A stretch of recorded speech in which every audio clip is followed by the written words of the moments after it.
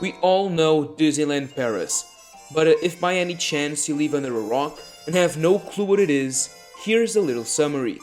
It's a Disney theme park resort located around an hour from Paris, France. It opened in 1992 and pretty much failed financially. It took some years and a lot of work for it to make some money. It currently has 2 theme parks, Disneyland Park and Walt Disney Studios Park, and 7 themed hotels. Now that you know what it is, here are 6 somewhat interesting facts about Disneyland Paris.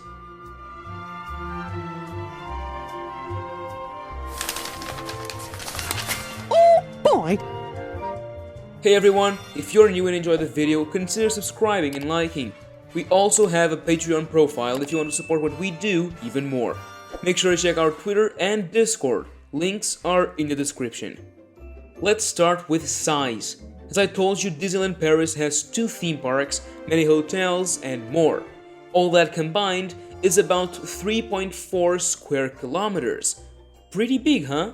Well, in fact, the company manages a whole lot more space than that, sitting just around 20 square kilometers. This makes it the second biggest Disney resort after the huge Walt Disney World.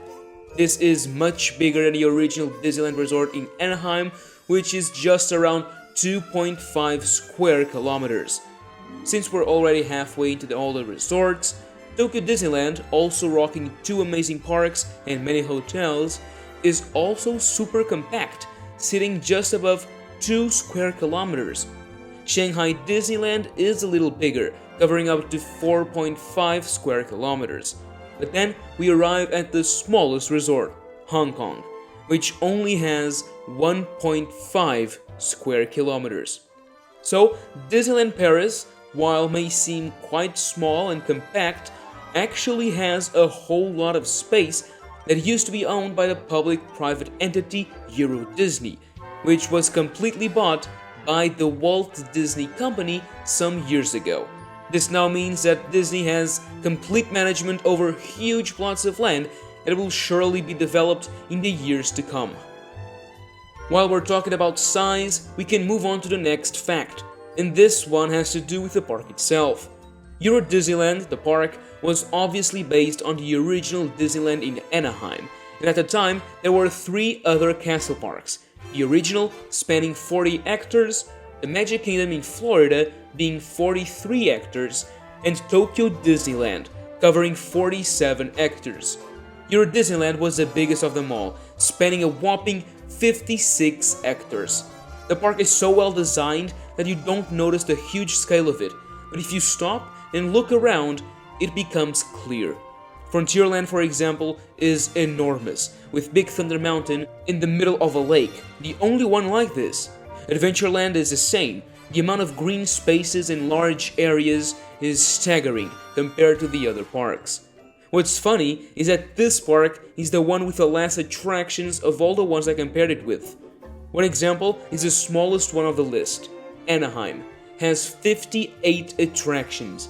Disneyland Park in Paris only has 41.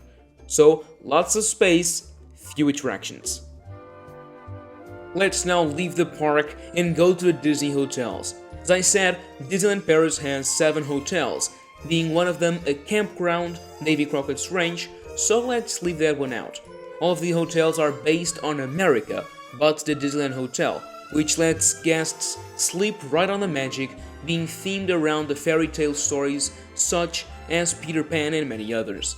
The outside has a Victorian architecture, being somewhat reminiscent of the Grand Floridian in Orlando. So, going back to the American-themed hotels.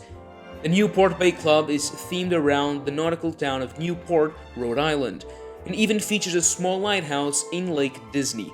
It was designed by Robert A.M. Stern Architects, who also designed Disney World's Beach Club and Yacht Club. Disney's Hotel New York was themed, to no one's surprise, around the city that never sleeps. The outside has a skyscraper skyline with many Art Deco features by renowned architect Michael Graves. Sequoia Lodge invites guests into its cozy rooms, being themed around several hotels and lodges in the American National Park. The many trees and trails around the hotel give it a very calm and legitimate atmosphere. Hotel Cheyenne creates a western town and invites everyone into the cowboy-themed rooms and restaurants. This hotel shares the same area with Santa Fe, only divided by the Rio Grande, which actually divides Texas and Mexico. Santa Fe was designed to feel like a motel in New Mexico, with a typical Pueblo Revival architecture. There are also many cacti and neon lights to have an even better and legitimate atmosphere.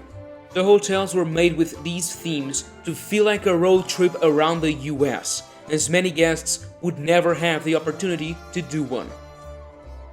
We all know that the resort suffered a lot financially, but did you know that for a long time a big part of Euro Disney was actually owned by a Saudi Arabian billionaire?